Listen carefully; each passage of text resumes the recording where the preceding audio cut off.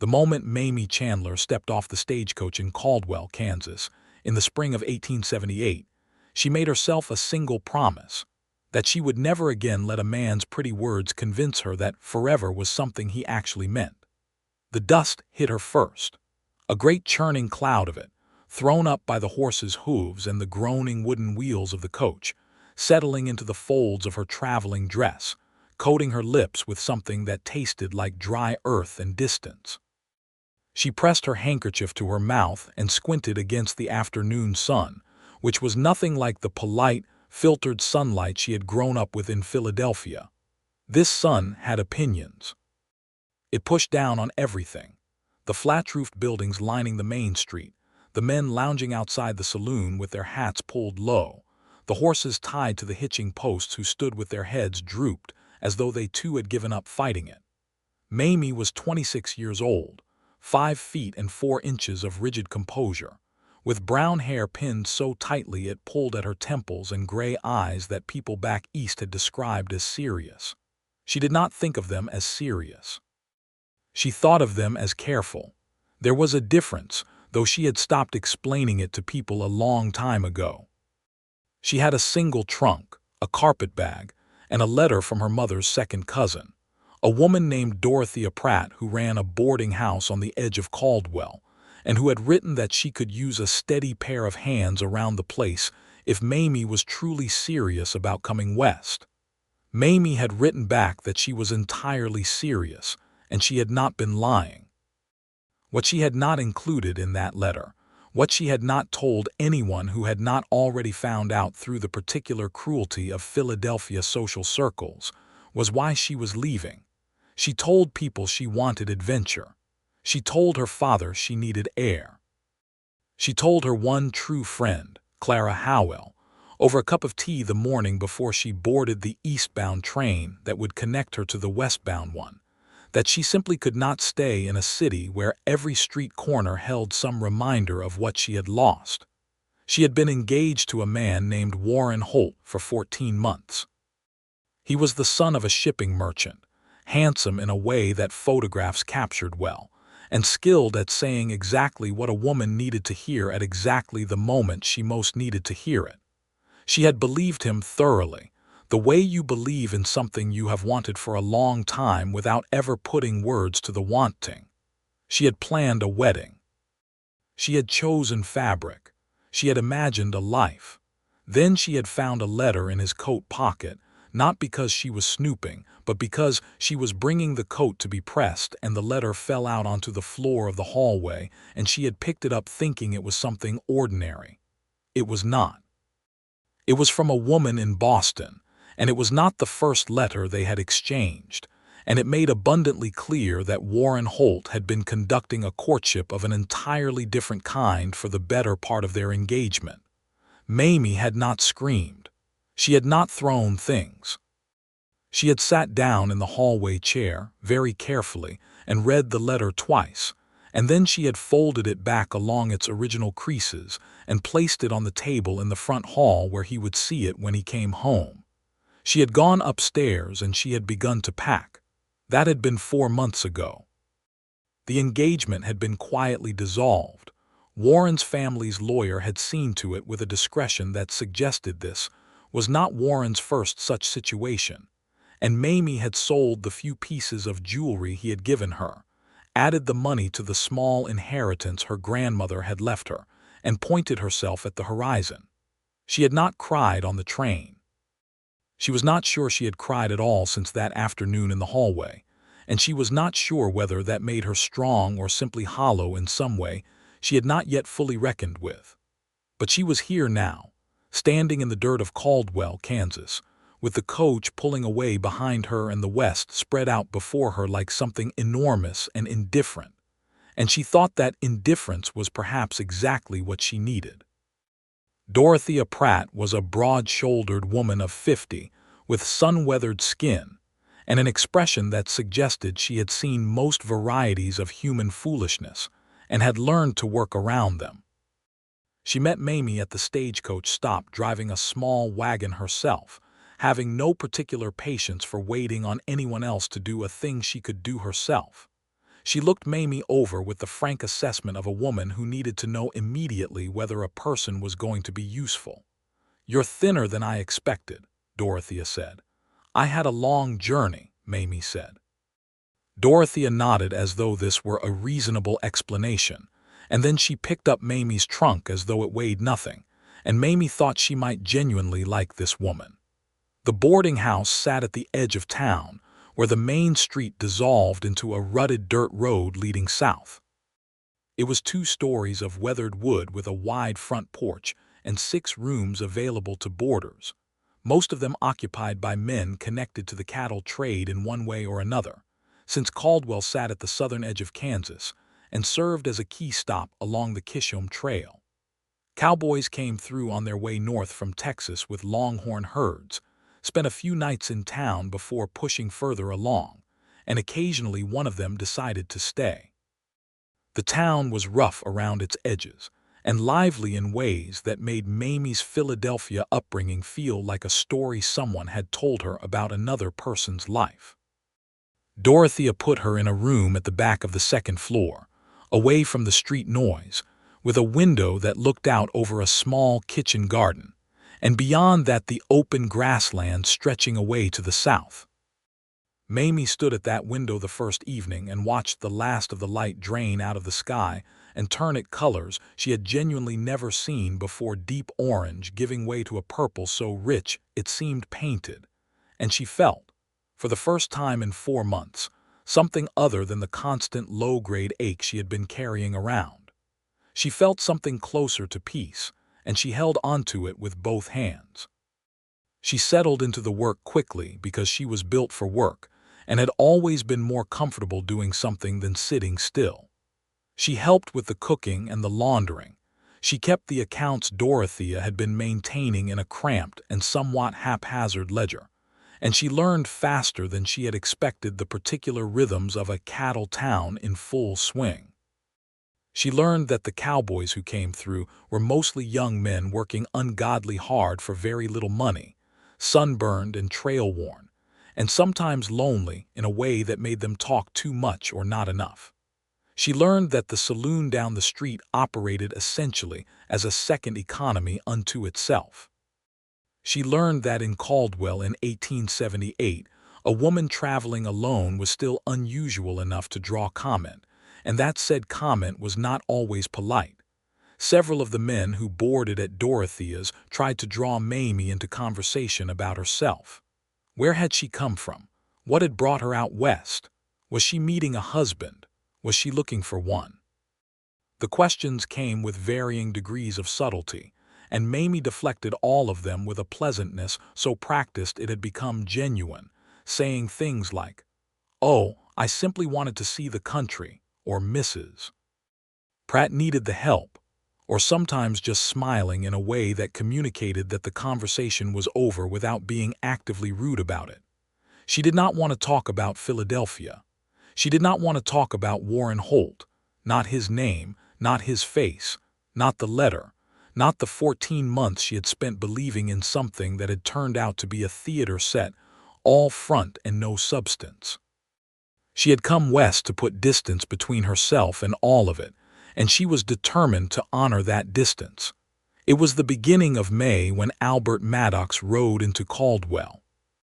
She saw him first from the kitchen window, which looked out toward the side yard and offered a partial view of the street.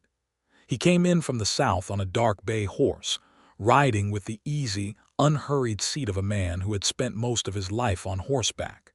He was somewhere around 30, perhaps a year or two past it, with a lean, weathered face beneath the brim of a dusty hat. He wore a plain canvas coat despite the warmth of the day, and his saddle was good leather without any of the fancy tooling some of the cowboys came through sporting. And she noted, with the accounting mind she couldn't seem to turn off, that everything about him suggested a man who spent his money on things that worked rather than things that gleamed. He tied his horse at the post in front of the boarding house and came inside, and Mamie was at the front desk because Dorothea was in the back with a difficult laundry situation, and he came to a stop in front of her, and pulled off his hat in a single clean gesture that she noticed because most men either forgot or did it as an afterthought. He had dark eyes that were direct without being aggressive and a jaw that carried 3 days of growth, and he said, "I was told you might have a room. I'm looking to stay a few weeks." "We do," Mamie said. $2.50 a week, which includes breakfast and supper. Noon meal you'll need to find elsewhere." He nodded. "That works fine." He reached into his coat and produced the money without any negotiation, which she respected. "Albert Maddox," he said, and offered his hand across the desk. She shook it. His grip was firm and brief and entirely businesslike. "Mamie Chandler, I'll show you to your room." She took him upstairs to the second room on the left, which had a good window and a solid bed and a washstand with a clean pitcher. He looked around it with a brief, practical appraisal and said, "This is fine. Thank you." And that was the whole of their first conversation. At supper that evening, there were 5 boarders at the long table in the dining room, plus Dorothea and Mamie, and the conversation ran its usual course: cattle prices, the state of the trail that year, rumors about whether the railroad was pushing further south, the usual complaints about the weather. Albert Maddox ate steadily and listened more than he spoke, and when he did speak, it was in the measured way of a man who had decided what he thought before he said it. He had opinions about the cattle routes, and he expressed them clearly and then let other men disagree without seeming bothered by it. He did not ask Mamie anything about herself. This registered, but she filed it away without attaching much meaning to it. Some men were simply reserved. Some men had enough of their own interior life that they didn't go rummaging around in other people's for entertainment. She thought no more about it that first evening. But the second evening, and the third, and the fourth, she noticed it again. While the other boarders, particularly a talkative young drover named Hex Sanderson, who had decided Mamie was a delightful audience for his various life opinions, continued their low-level campaign of curiosity about her origins and her plans, Albert Maddox sat at his end of the table and made no such inquiries. He talked about practical things. He talked to the other men about their work. He occasionally said something quietly amusing that made Dorothea laugh, which was not a small achievement. But he never leaned forward with that particular sharpened look that meant a question about Mamie's past was incoming. And she found, after about a week, that the absence of those questions had begun to feel like something. She couldn't name what it felt like yet, only that it was different. Albert, she learned through the organic drift of shared meals and a small, socially proximate community, was a horseman, not a cowboy in the traditional trail driving sense, though he had done that work in younger years. He bred and trained working horses, sold them to ranchers and occasionally to the army, and he had come to Caldwell because a rancher named Harlan Briggs, who ran a spread about 12 miles southeast of town, had contracted with him for 6 trained horses that needed to be delivered and assessed, with Albert staying on for a few weeks to ensure the animals settled properly and to train Briggs's ranch hands in their handling. It was honest, skilled work, and he talked about it with the kind of specific knowledge that made you understand he truly cared about the animals. One evening, he spent 20 minutes explaining to Hex Sanderson the difference between breaking a horse and training one, and why the former was a shortcut that cost you in the long run. And Mamie, who was bringing coffee around to the table, found herself stopping longer at his end than the pour required because he was talking about trust, about the way a horse needed to understand that cooperating was worth its while, and she thought that was not a small thing to understand about anything. He caught her listening and glanced up at her, and she moved on quickly, and he returned to his conversation without remarking on it. It was during the second week that things shifted. She was on the front porch in the late evening, which had become her habit when the supper dishes were done, and the heat of the day had pulled back enough to make the air bearable. She sat in the wooden chair at the far end of the porch with a cup of tea. Dorothea had a supply of loose-leaf tea that she guarded with genuine ferocity, and the wide Kansas sky overhead doing its nightly performance of stars she still hadn't entirely gotten used to. In Philadelphia, you could see stars. Out here, the sky was nothing but stars, a density of light that felt almost aggressive in its beauty. She heard the screen door and Albert came out onto the porch. He had a tin cup of his own coffee, she guessed from the steam, and he moved to the other end of the porch and stood against the railing with his back to her, looking south. She thought he might stay there in silence, and she was content with that. But after a moment he said, without turning, "Clear nights out here or something." "Yes," she said. "I wasn't prepared for how many stars there are." "More of them every night you look," he said. "Or that's how it feels." She considered that. "Do you travel often?" "For your work, often enough," he said. "I've got a place in the territory, Indian Territory south of here, small operation. I come north a few times a year." "Do you have family there?"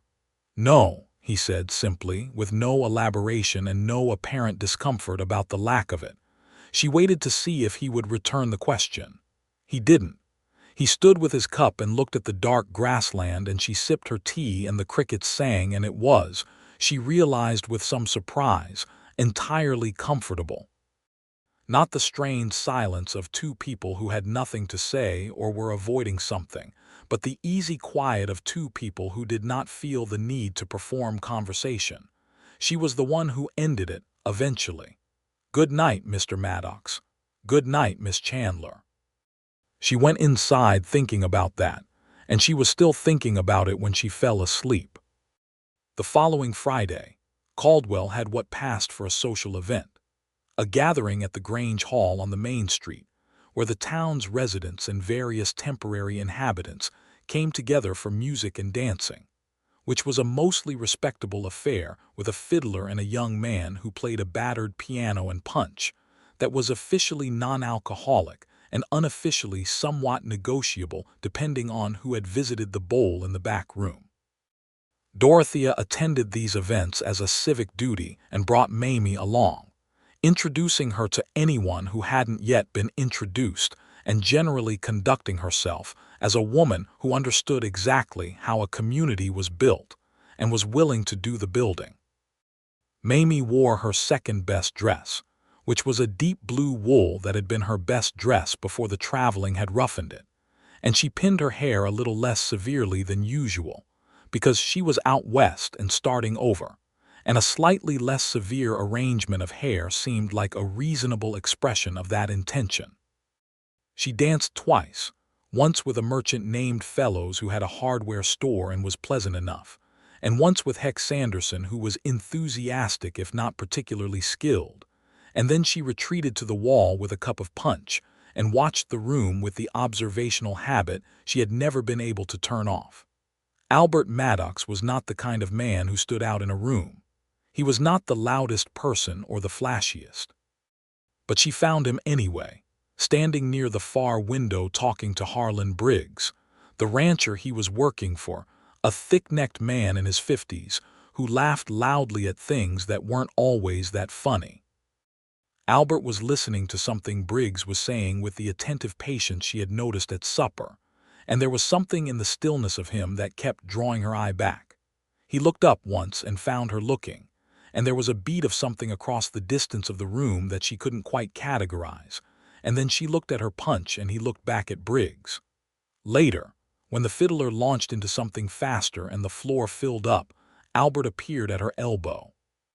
He said, "I don't claim to be graceful at this, but if you'd like to dance, I'm willing." She laughed unexpectedly.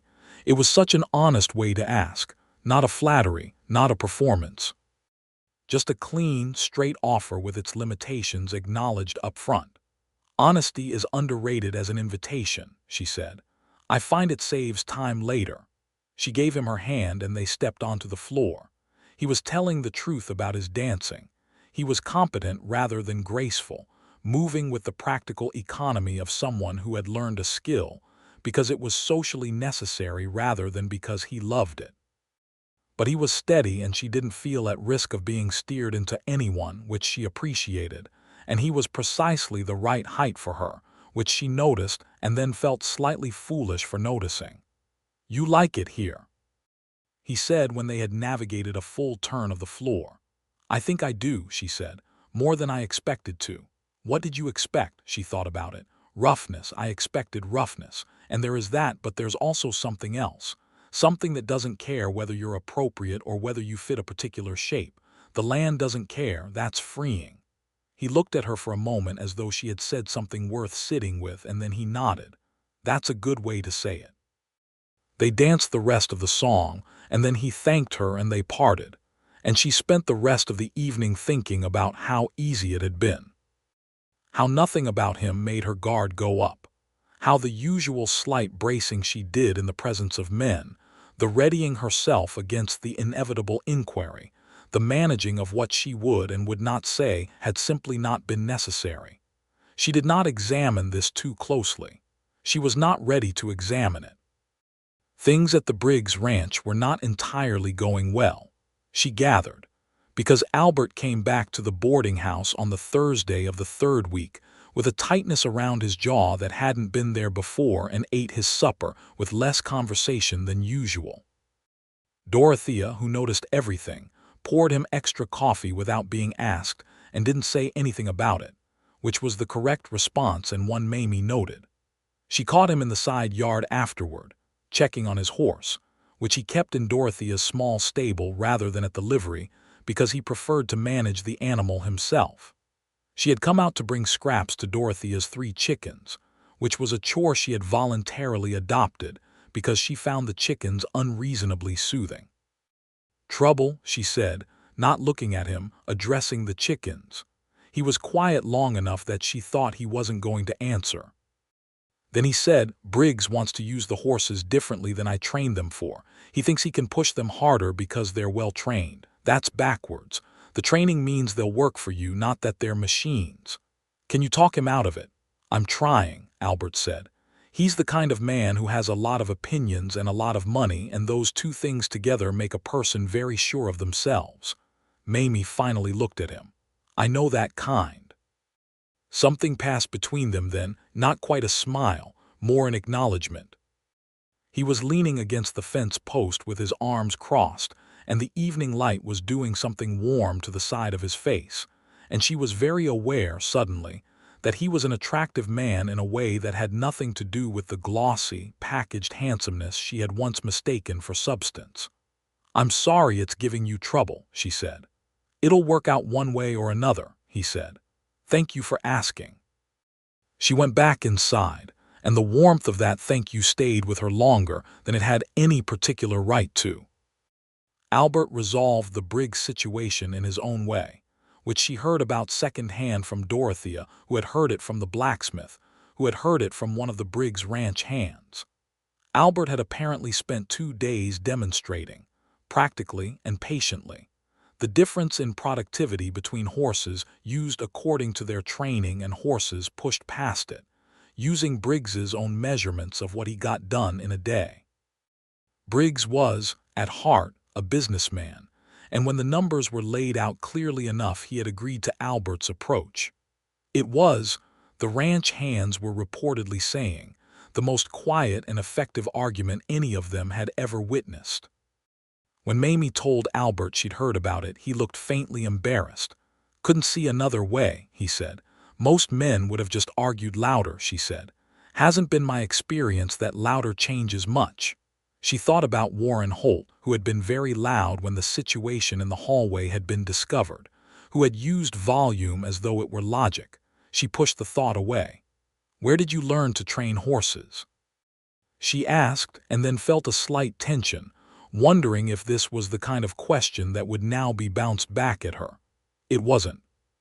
He told her, easily and without artifice, that he had grown up on a small farm in Tennessee, that his father had kept horses and had a talent for their handling, and that Albert had learned at his side from the time he was old enough to be useful. That he had come west after the war, the tail end of it. He'd been young, and had worked for a number of outfits before deciding he wanted to work for himself. That building his own small operation in the territory had taken most of his 20s and a great deal of patience, but that it was his, and that mattered to him in a way he found hard to fully explain. She listened to all of this with genuine interest, and when he was done he said, "I talk too much about horses, and she shook her head and said, "No, you talk about what you love, which is different from talking too much." He was quiet after that in a way that felt significant, not uncomfortable, just full. It was during the 4th week that Mamie had her own difficult afternoon. She had received a letter forwarded through her father from Warren Holt, not an apology exactly. More of a renegotiation disguised as an apology. He was sorry she had been hurt. He missed her terribly. He had realized his mistake, perhaps if she would return to Philadelphia and speak with him. She read it at the desk in the front hall, and when she was done, she folded it with great precision and put it in her pocket, and went about the rest of the morning with the practiced composure that had served her so well. But by the afternoon, she was in the kitchen garden with a trowel, turning earth in a way that had more force behind it than the garden strictly required, and she was aware that she was working through something, and that it was not entirely working. Albert came around the side of the house. He had been in the stable and stopped when he saw her. He looked at the forceful troweling. He didn't say anything for a moment. Then he said, "Need help, or is this better done alone?" She sat back on her heels and looked at the turned earth and said, "I don't know." He sat down on the low stone wall that edged the garden and said nothing, didn't ask, didn't prompt.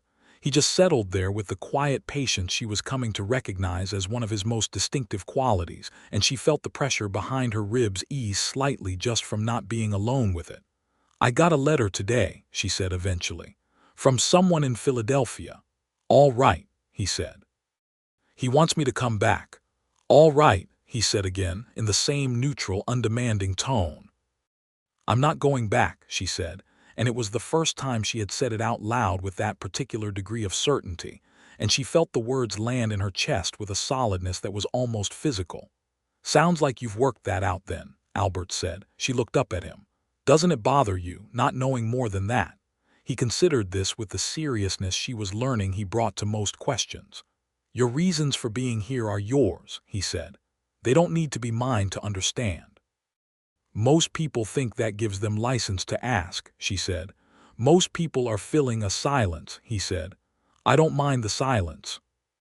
She looked at him for a long moment, this man sitting on the stone wall in the afternoon light with complete ease, not needing her to explain herself or justify herself or perform anything for his understanding, and she felt something shift inside her that she had not felt in a very long time. Something warm and slightly terrifying and entirely unfamiliar to the version of herself she had become in the last 4 months. She went back to the garden.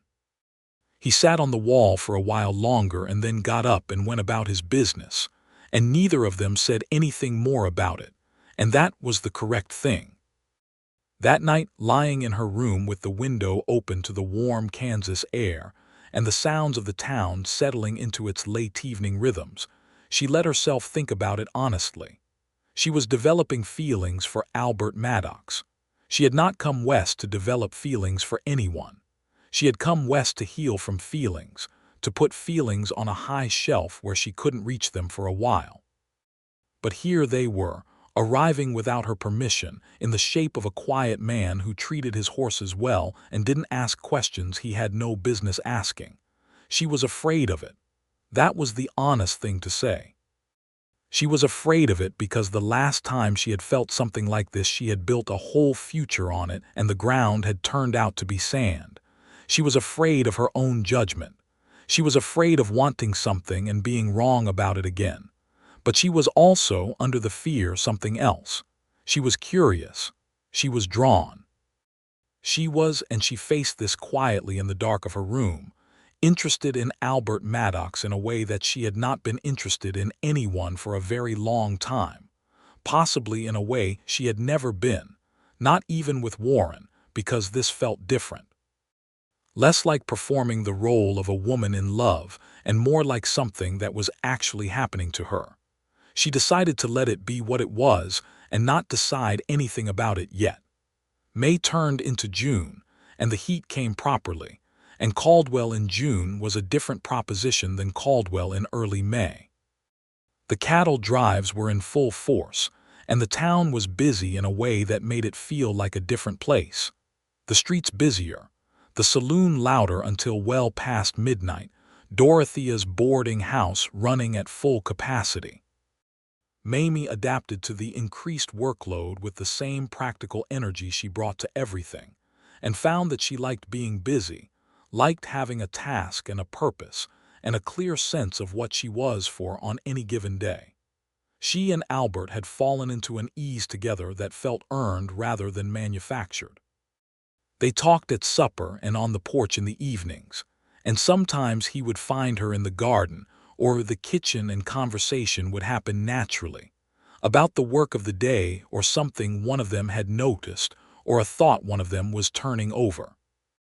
He had strong opinions about certain things: the treatment of animals, the importance of keeping your word, the particular tragedy of a good piece of land being managed poorly, and he expressed them clearly without bulldozing, which was a quality she valued in a way that had grown more urgent since the Warren Holt years. She told him things about herself gradually, not in the form of confession, but just in the form of conversation. She told him about Philadelphia, about her family, about her father who was a careful, precise man that she loved and did not feel fully understood by. She told him she had been engaged once briefly, not explaining more than that, and he did not press. She told him she had not planned to stay west this long and was finding herself less motivated to leave than she had expected. "The territory is beautiful," he said one evening in response to this, "if you haven't seen it." "I haven't," she said. "It's different from here, less settled, more sky somehow, even though that doesn't make sense." She looked at him. "Are you inviting me to come see it?" He was quiet for a beat, and she saw something in his face that was rare, a slight uncertainty, a man measuring his words against something important. "I'd like you to," he said. "When I go back toward the end of the month, with appropriate arrangements, of course." She understood what he meant by that. This was 1878, and there were certain things that mattered, not because she was performing them for society's benefit, but because they mattered for their own sake. "Dorothea might come," she said. "I was thinking the same thing," he said.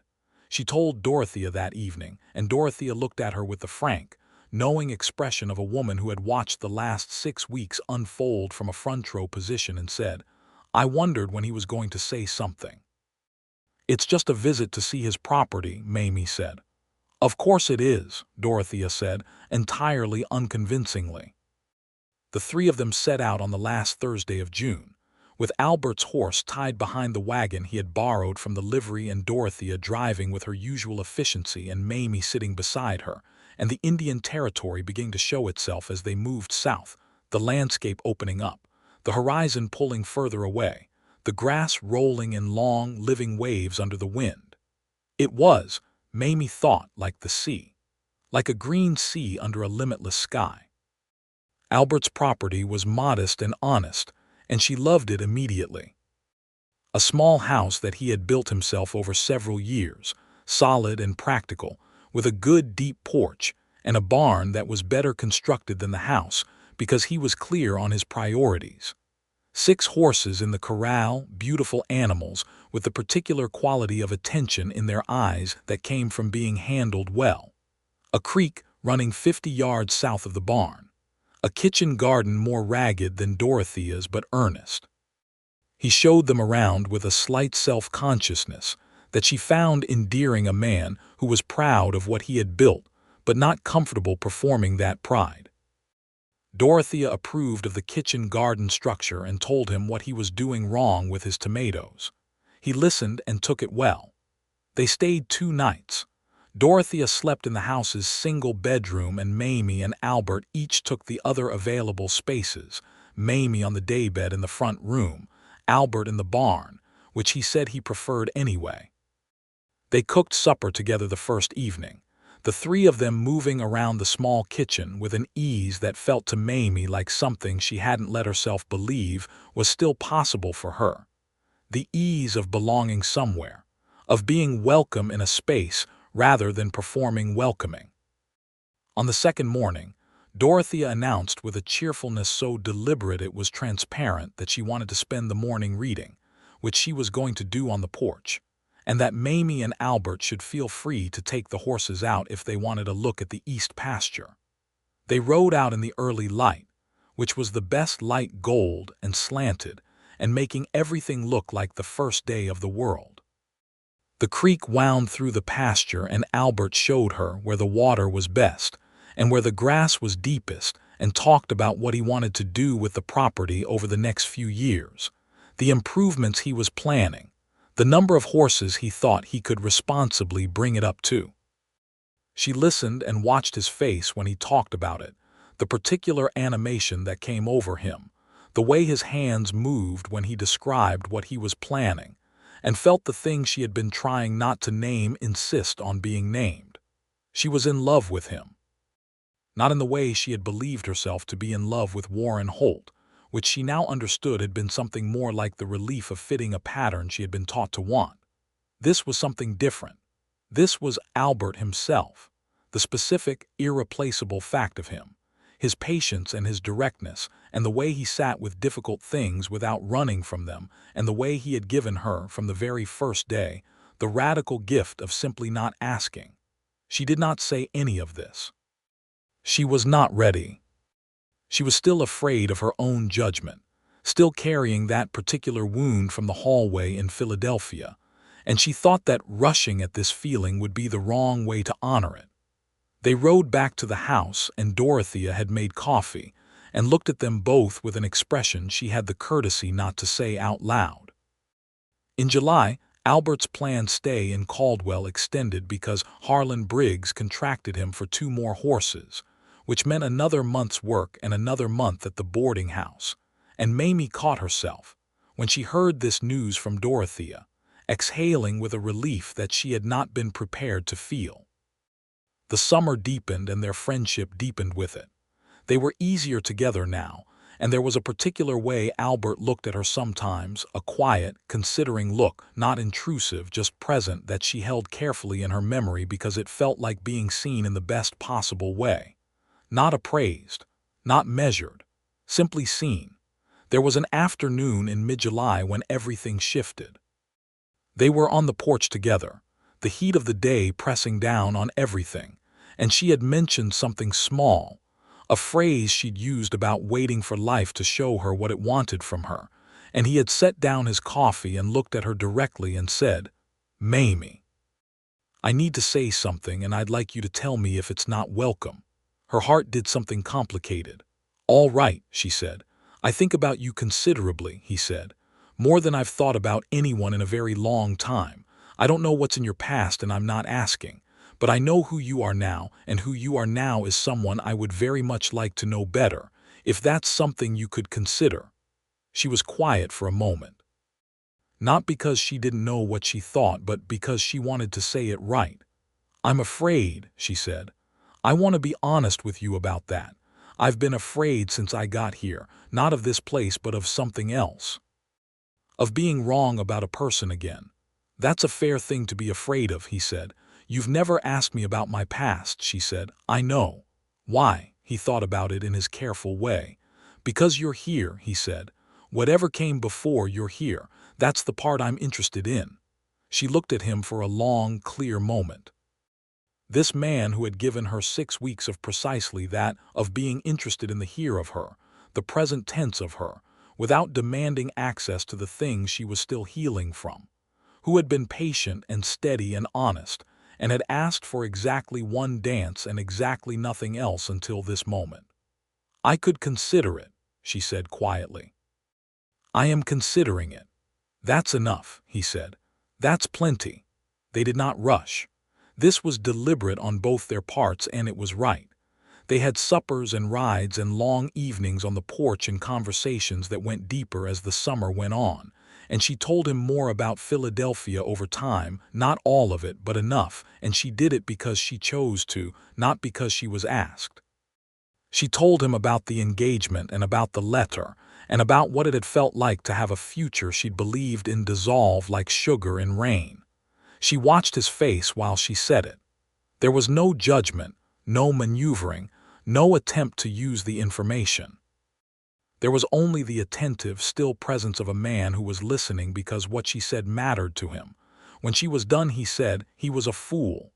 "He was," she said, with a clarity she hadn't expected to feel, "and I was too trusting." "Being trusting isn't a fault," Albert said. "Being dishonest is. Those aren't the same thing, and I hope you know that." She did know it. But she needed to hear it from someone outside her own head, and she was grateful in a way she did not entirely know how to express. She found a way eventually. She put her hand over his where it rested on the porch railing, and he turned his hand over and held hers, and they sat there like that while the stars came out, and it was the most natural thing in the world. Their courtship, which was the word that fit, because it was the word for what they were doing, was conducted with a care and a mutuality that Mamie later thought was the most significant difference between this and what she had experienced before. Everything was discussed. Nothing was assumed. Albert asked before anything moved forward, not in a labored way but in the natural way of a man who understood that a person's yes meant more when it was freely given. He told her more about himself, too, during this time. He told her about the years after the war when he'd been young and somewhat unmoored, and had made some decisions he wasn't proud of. He'd worked for a couple of outfits in Texas that operated in the gray areas of what was legal, and he'd walked away when he understood what he was involved in, and he'd spent years since then building something clean. He told her this directly, without self-pity or excessive drama, and she appreciated the honesty the way she always appreciated honesty, like water when you'd been thirsty for a long time. "Are you telling me this so I can choose differently?" she asked. "I'm telling you this because you should know who I am," he said. "The whole of it." August arrived with a thunderstorm that rolled in from the south one evening with spectacular intent, great purple-black clouds piling up on the horizon and lightning walking across the grassland like something alive. And the thunder coming so deep, it moved through your chest rather than just your ears. Mamie stood on the porch watching it approach, which Dorothea said was foolish and Mamie said was magnificent, and Albert came out and stood beside her. The rain arrived with violence and then settled into something steady, and the smell of it was extraordinary, all the dust of the summer lifting out of the earth and the air going clean. They were both getting wet from the porch railing inward, and neither of them moved. "You're not afraid of it," Albert said. "It's honest," she said. "It does exactly what it is."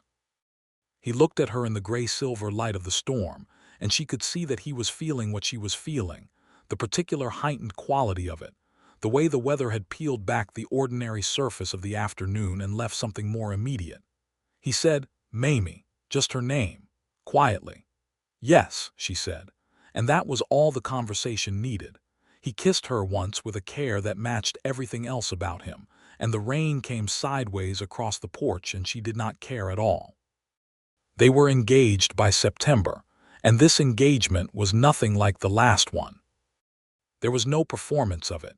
No grand announcement in a parlor full of people who were mostly admiring themselves. Albert asked her one morning when they were in the kitchen garden, the two of them picking tomatoes following Dorothea's corrected instructions, and his proposal was direct and unadorned and entirely sincere. He said he loved her. He said he would like to make a life with her if she would let him. He said he understood if she needed more time and would wait as long as she needed. She said she did not need more time. She said yes with her whole self. Dorothea, when they told her, cried efficiently for about 45 seconds and then began planning. The wedding was in October, when the heat had finally pulled back, and the Kansas sky was doing its autumn thing of being a particular shade of blue that had no match anywhere else. They were married in the small church on the south end of Caldwell's Main Street, by a minister who was earnest if somewhat long-winded in his ceremonial observations. And the guests were the boarding house's current residents and Harlan Briggs and his wife, who turned out to be considerably more pleasant than Harlan himself, and several of the townspeople Mamie had come to know over the months. And the blacksmith who had spread the story about Albert and the Briggs ranch situation, and seemed to regard Albert with something approaching admiration. Mamie wore the blue wool dress, properly cleaned and pressed, and she put flowers from Dorothea's garden in her hair, and she walked to the front of that small church beside Dorothea, who stood in the place of family because family was not there, and Dorothea was better anyway. And Albert was at the front in a clean coat she hadn't seen before, and his hat actually off for once, and he looked at her when she came down the aisle with an expression so unguarded that she felt her eyes go warm. She had cried exactly once since Philadelphia, in the middle of the night about a week after she'd arrived in Caldwell, when she'd let herself feel the full weight of everything she'd lost and everything she'd thought she'd wanted. She had cried quietly and completely, and then she had wiped her face and gone back to sleep and felt, somehow, lighter for it. She did not cry at her wedding because she was too busy feeling something else, the profound, grounded, entirely real sensation of standing exactly in the right place at exactly the right time beside exactly the right person, which was not something she had expected to feel, but which turned out to be the most significant feeling she'd ever had. "I do," she said when the minister asked, and she meant it with every specific thing she was made of. "I do," Albert said, looking only at her. They went south to the territory for their first winter as a married couple, and the small house that Albert had built over years became theirs together, and Mamie began to understand, in the practical daily way that you understand something when you actually live it rather than imagining it, what it meant to build a life alongside someone who was honest with you. It was not always easy. The territory in winter was cold in a way she hadn't anticipated, and the isolation of the property meant that some days they saw no one but each other, and that required, she was learning, a particular kind of tolerance and communication that she had never had to develop before. There were disagreements. There was the time she reorganized his tack room according to a system that made sense to her and not to him, and he said so calmly, and she said she thought her system was better calmly, and they spent 40 minutes in a genuine negotiation about it that ended in a compromise they both found acceptable. It was not romantic. It was real. She liked it better than romance, actually, by which she meant she liked it better than the performed version of romance she had been sold before. He was kind. Not in the soft, deferential way that was sometimes called kindness, but was actually conflict avoidance. In the solid, consistent way of a person who had decided that kindness was worth practicing because it made the world marginally better, and he was going to do his part. He was kind to the horses in a way that taught her something. He was kind to her in a way that was particular to her, that accounted for who she was rather than who he would have preferred her to be. She learned to ride properly. Not side saddle, which she had attempted in Philadelphia twice and found ridiculous, but properly astride, which was practical, and which Albert taught her with the same patience he brought to the horses, building competence step by step before increasing difficulty, never pushing her past where she was. By spring she was riding out with him to check the herd, which was what he called the horses he was developing, and she could sit a working trot for miles without it being an ordeal, and she was disproportionately proud of this. She wrote to her father in the spring, a full letter explaining everything, where she was, who she had married, what her life looked like. She did not apologize for leaving Philadelphia. She explained herself, which was different. Her father wrote back a letter that was shorter than she would have hoped but more generous than she had feared, expressing that he was glad she was well and that he hoped to meet her husband at some point, and she held that letter in her hands for a while before writing back to say she hoped so too. Clara Howell, her one true Philadelphia friend, wrote with considerably more enthusiasm, 3 pages of exclamation and genuine affection and many questions, and Mamie answered all of them with equal enthusiasm, and found that the friendship survived distance as real friendship tends to do. The territory in spring was everything Albert had said and more. The grass came back in a slow, building wave of green that moved from the creek outward across the pasture, and the horses moved through it with an energy that made you understand viscerally why people had always been drawn to horses. And the sky was enormous, and the sunsets were the kind of thing you could not describe to someone who hadn't seen them, and so Mamie had largely stopped trying and simply looked at them every evening with gratitude.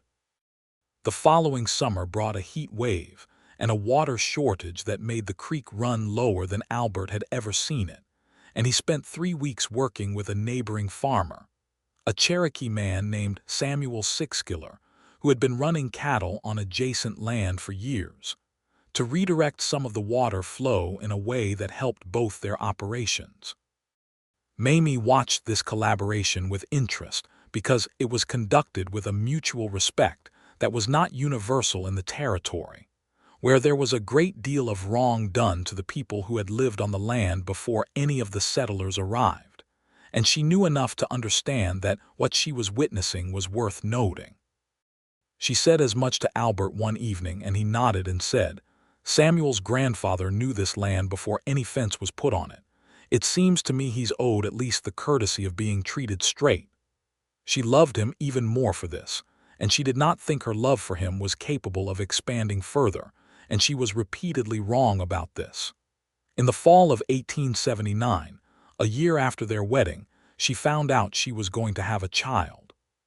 She told Albert in the kitchen on a Tuesday morning, simply and directly, because that was how they did things. She said, "I think we're going to have a baby," and watched his face do something she had never quite seen it do before, something that moved through surprise and into an emotion so large it seemed to not quite fit, as though joy were a physical thing that needed more space than a face could provide. He crossed the kitchen and put his arms around her and held on, and she felt the solidity of him and the warmth, and she pressed her face against his shoulder and thought, with a completeness she had never previously accessed, "This is it."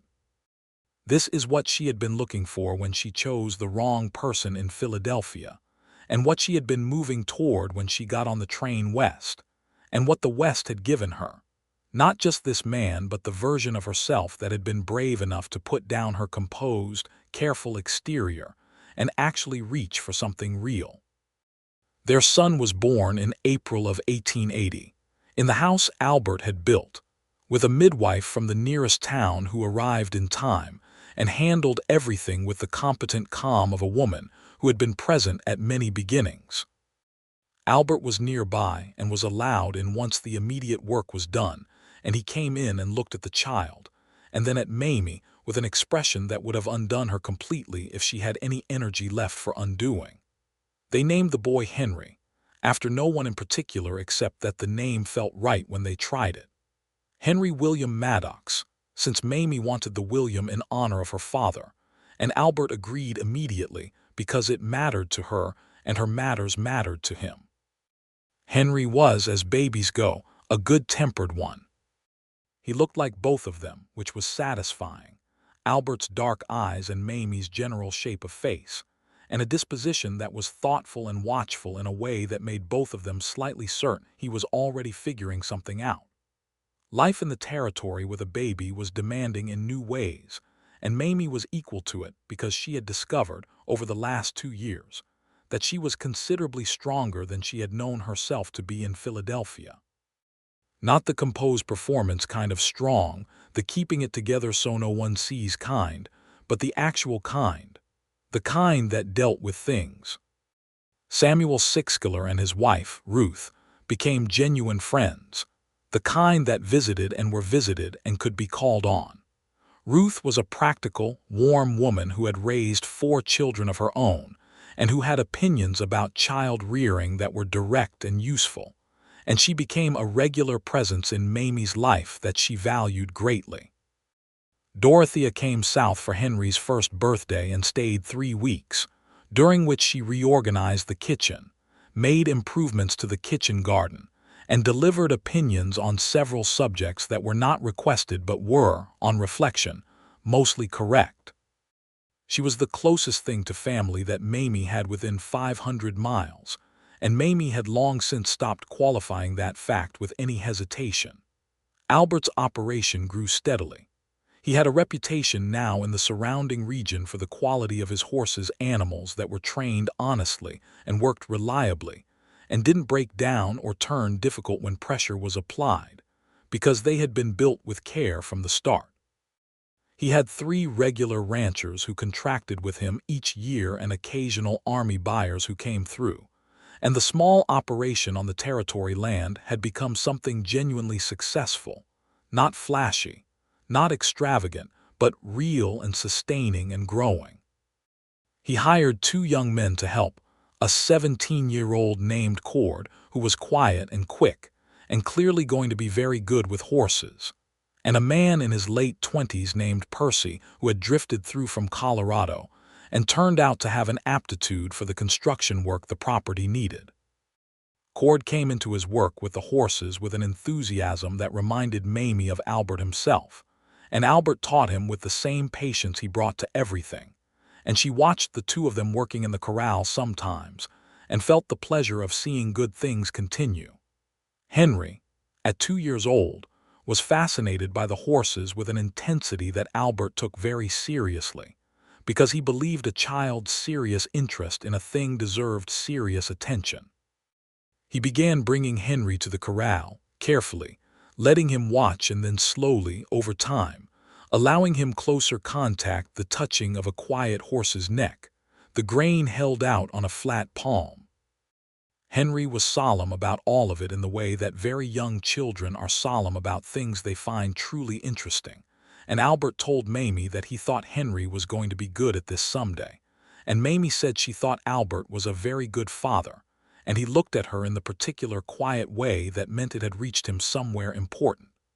In the winter of 1881, Mamie wrote a letter to Warren Holt, not because she needed to. Not because anything was unresolved in herself. She had resolved all of it, she was sure of that.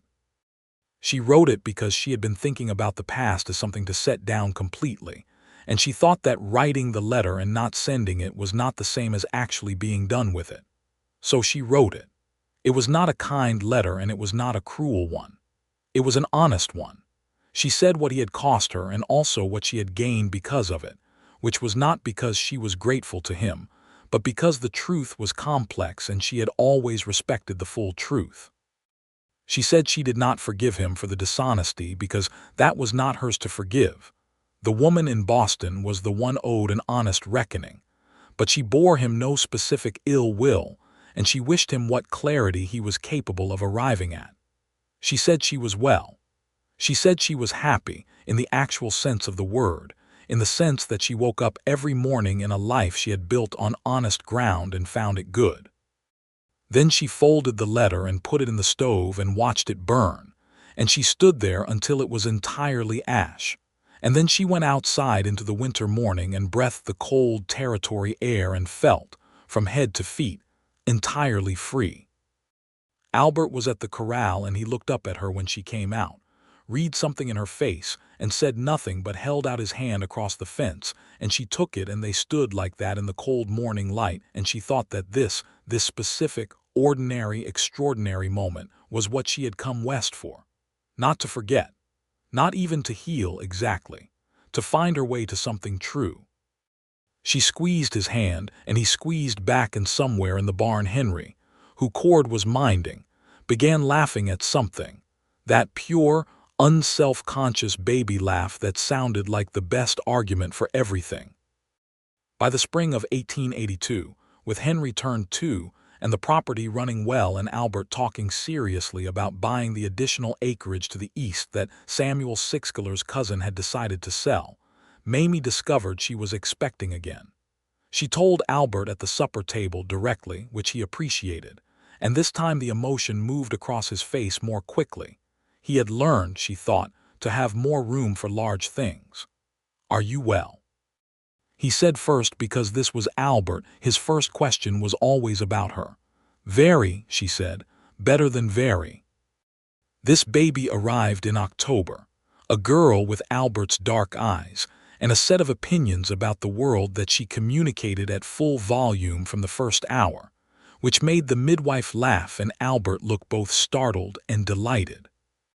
They named her Clara Ruth, Clara for Mamie's Philadelphia friend, who had sent 3 celebratory letters in advance on the general principle that good news was coming, and Ruth for Ruth Sixkeler, who had been such a steady presence in the years of building this life in the territory.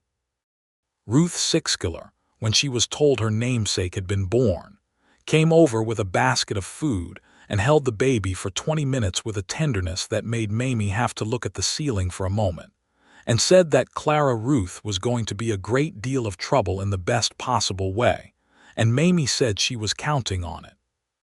Henry regarded his sister with the focused appraisal of a 2.5-year-old taking stock of something significant, and then he went and found his small wooden horse, which Albert had carved for him the previous winter, and placed it carefully beside the basket where Clara was lying, as though making a gift of the thing he valued most. And Albert looked at Mamie and she looked at Albert, and it was a very full moment. The Christmas of 1882 was the first one they spent with Mamie's father.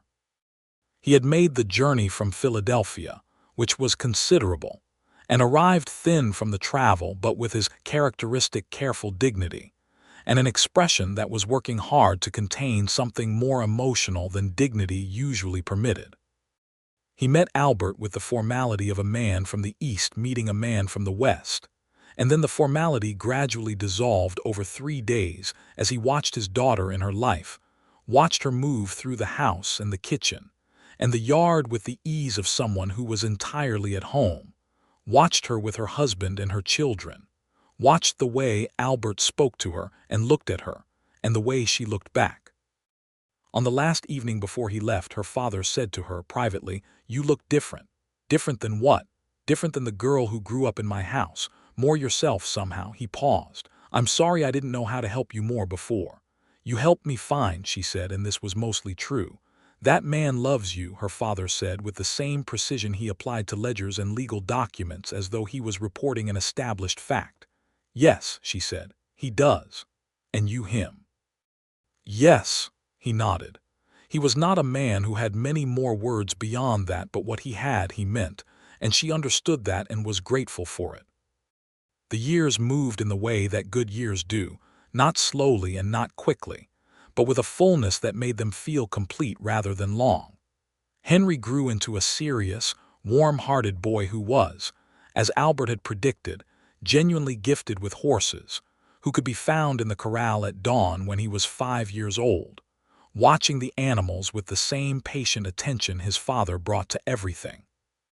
Clara Ruth grew into everything Ruth Sixkiller had promised: opinionated, curious, loud about injustice in the small and large forms it presented itself, quick to laughter and quick to tears, and altogether too much for anyone to manage and entirely irreplaceable.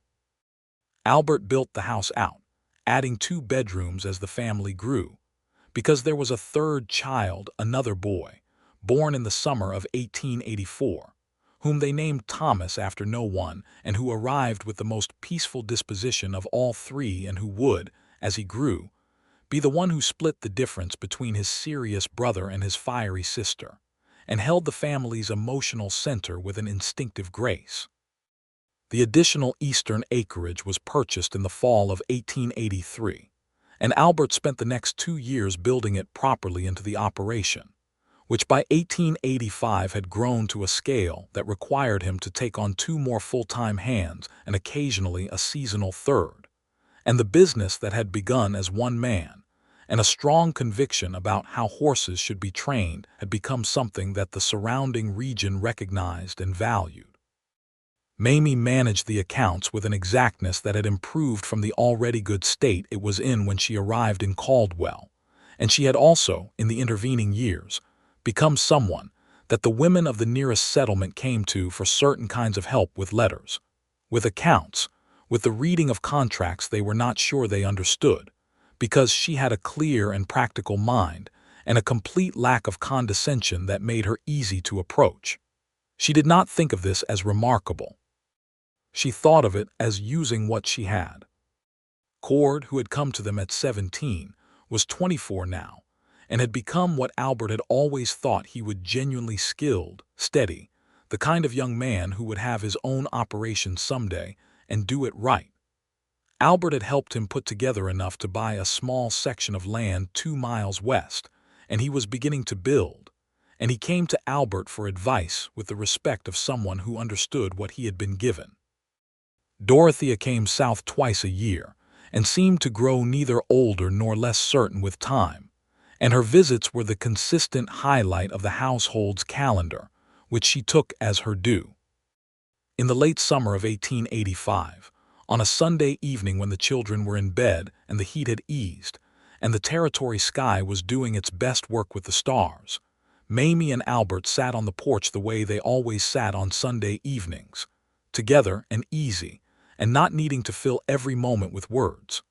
There was a candle on the porch rail, and the crickets were going, and somewhere out in the pasture, one of the horses moved and was quiet again. "Do you remember," Mamie said, "the first time we sat on a porch together at Dorothea's?" "Of course," Albert said. "You talked about the stars. You'd said you weren't prepared for how many there are." She looked at him with some surprise. "You remember exactly what I said." "I remember everything you said," he told her, with the same plain, uncomplicated honesty with which he said everything. "I was paying attention."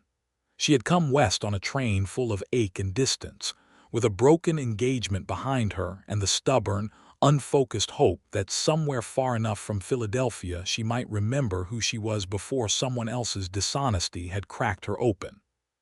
She had come west thinking she needed to forget, and she had found instead that she needed to remember not the past but herself, the parts of herself that were worth keeping. She had found them here.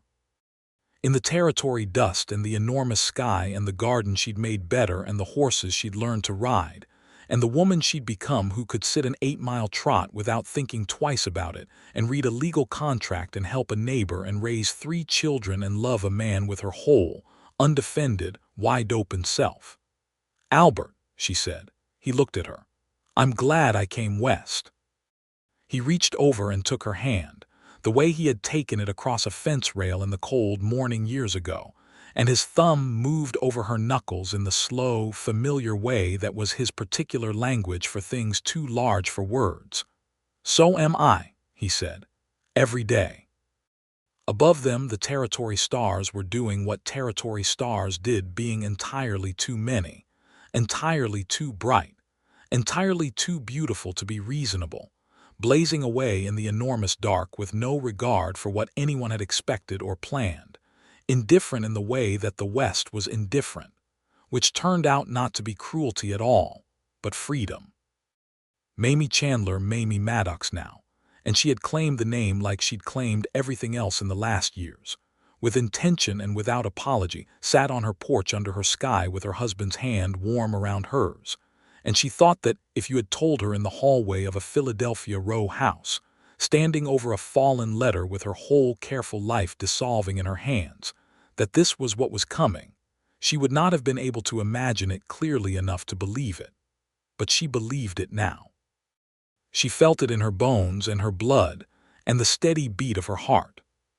She felt it in the sounds from inside the house: Thomas turning over in his sleep, Clara Ruth's small determined snore, Henry's particular quiet that meant he was probably not asleep yet but thinking something through in the dark. She felt it in the man beside her, who had never once asked her to be more or less or different from what she was, who had given her from the very first evening the quiet, extraordinary gift of simply letting her exist without excavation, who had loved her not for what she had been or what she'd planned to be, but for exactly who she was on each specific day, which was the truest kind of love she'd ever heard of and the only kind, she now knew, worth having. The candle flickered in the evening breeze, and Albert said, without looking away from the stars, "Hear that?" She listened. Out in the pasture, one of the new young horses, a gray she'd named Prospect because she liked the word, was running.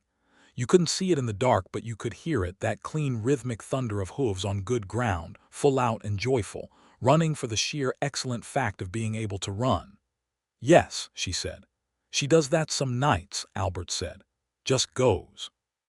Mamie listened to the horse running in the dark under the stars and felt something in her chest that she could only call gratitude, the deep, specific kind, gratitude for the road that had brought her here, including the parts that had hurt, because all of it together had led to this porch, and this man and these children and this sky. "I understand that," she said softly. Albert looked at her, and the candle threw light across his face, and he was smiling, the real smile, the one not everyone got to see, the one that started at the eyes before it reached his mouth. And she thought, as she had thought on the porch of Dorothea's boarding house looking at this man the first time she'd really seen him, that she could look at him for the rest of her life without running out of things to find. She leaned against his shoulder, and his arm came around her, and they sat together while the territory night settled over everything, over the house and the barn and the pasture, and the children and the horses and the life they had built together on honest ground. And the stars blazed on, and Prospect ran in the dark, and somewhere far to the north the train was probably running between here and Philadelphia, carrying people away from things and toward things, carrying women with careful eyes and broken engagements and stubborn hope, carrying the future toward whatever it was going to turn into. And here, on this porch, the future had already arrived. It was everything.